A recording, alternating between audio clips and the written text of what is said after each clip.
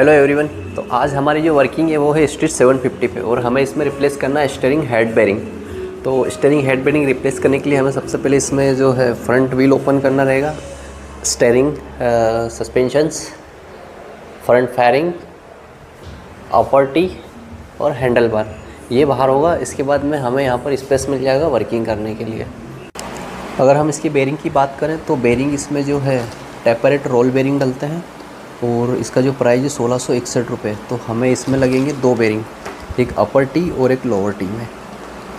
तो दोस्तों next video के लिए आपको वेट करना रहेगा, जिसमें हम लोग पूरा इसमें इंस्टॉल करते हुए आपको दिखाएंगे बेरिंग कहाँ से इंस्टॉल होता है, क्या क्या टूल्स लगेगा और क्या प्रोसेस रहेगी।